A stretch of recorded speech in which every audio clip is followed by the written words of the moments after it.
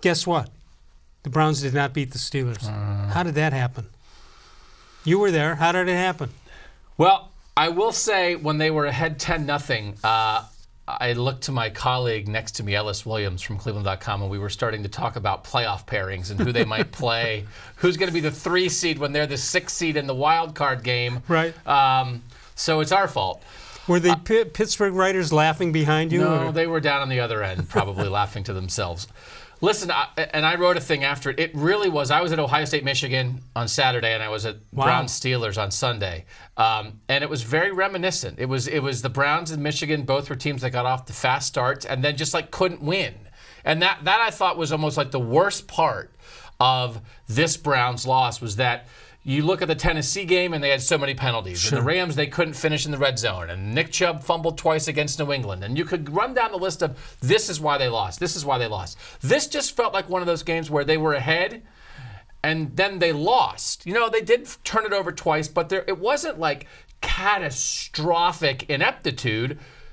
They just lost. And you got to the end of it and thought, wow, how did that happen? And that, I think, is the most distressing thing of all. Midway in the fourth quarter, did you still think they were going to win? Because I did.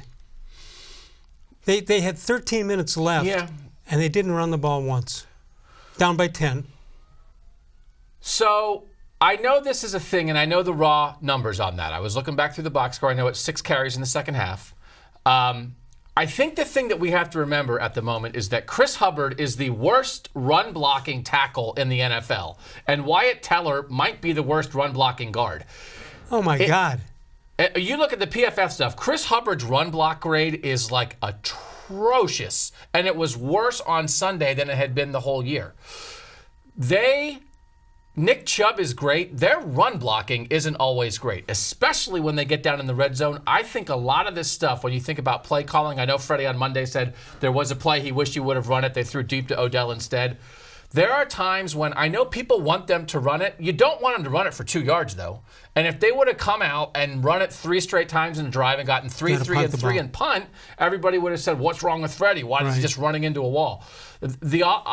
More and more as this season progresses, I really keep coming back to the holes on this offensive line, I think are the beginning of almost all the problems. And right now, that's why they aren't running it when they need to. They don't trust it.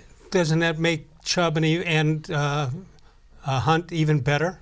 The fact that they're able to do that with that baggage. Yeah, no, I mean, and if they run in the right situations, right? If they run to the left side of the line sometimes, you know, and it's not just they can be really effective throwing the ball to both those guys. So I know there was a big play in the second half. I think they had Chubb with a 21-yard pass. They had another really good play, you know, where Chubb flared out and Hunt ran a nice little route inside, and they hit people on that. So it's not just about running. It's about using your best players. They do throw the ball to Chubb and Hunt effectively at times. So I get it. I don't think it's quite as easy as like they were stupid for not running it, because I think when it's important, they don't trust themselves. All right. Now that we know what we know, is this job, the job of being a head coach and play caller, is it too much for Freddie Kitchens? So this is, I think, like the most important discussion now, right? Freddie needs to do better, right? I think all of Cleveland is united in that. But the question is, do you think he shouldn't have this job anymore?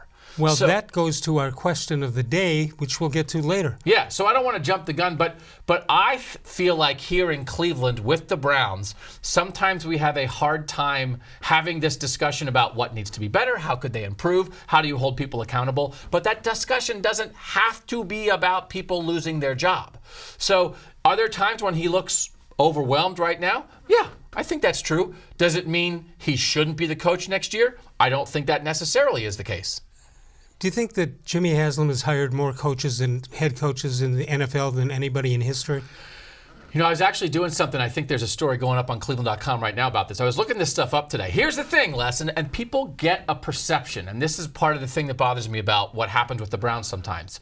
Yes, Bill Belichick's been around forever. Yes, Mike Tomlin and John Harbaugh and Sean Payton have been around forever. Those are the only 4 guys in the league who have been in their job more than 10 years. The rest of the NFL... Andy Reid? He's not been in Kansas City for more than 10. Same job. Same job.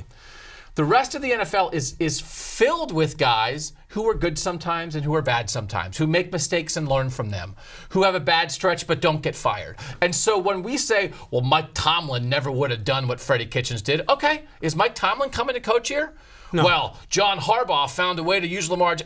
Is John Harbaugh coming? Okay, you can't compare. No, but Jim could be. Are you starting that? Are we starting Jim Harbaugh to the Browns? Is that starting right here? You're doing that? Oh, no, I don't want to do those news conferences. No, Jim Harbaugh and I have a bad history. Don't do that to me. I can't cover them anymore if it's him. It's not happening. The two guys, the two brothers don't want to play each other twice a year. Or in a Super Bowl. Oh, they did that once.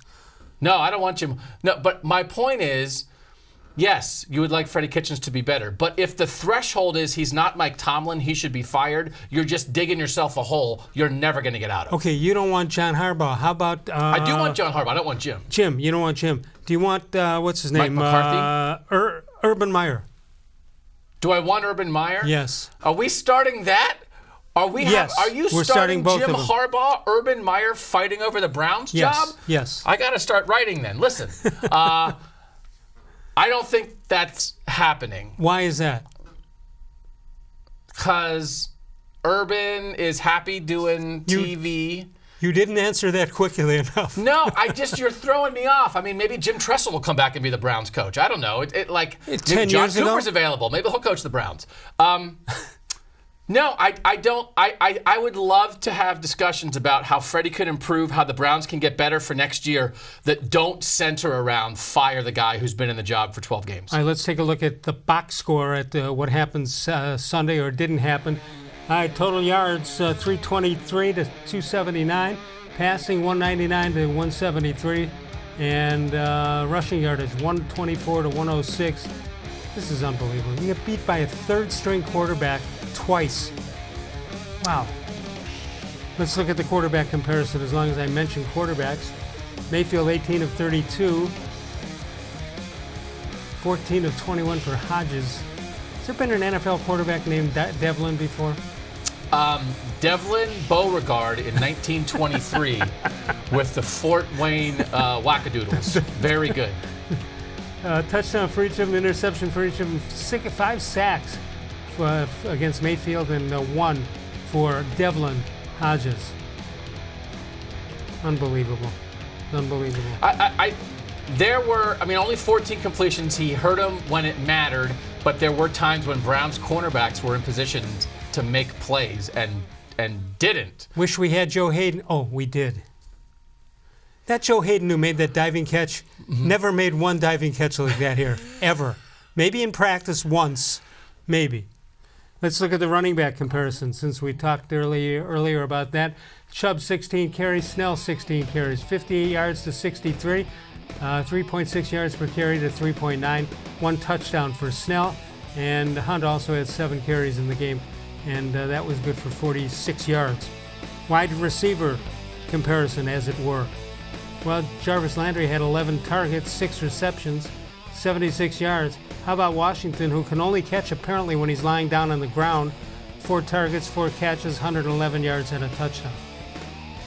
There you have it. Down at the bottom is the problem. 3 receptions on 6 targets for 29 yards for Odell Beckham. I thought that would have been a great game, and I wrote that after the game. That would have been a great game yesterday for Odell Beckham to go win you a game. Absolutely. And it hasn't happened.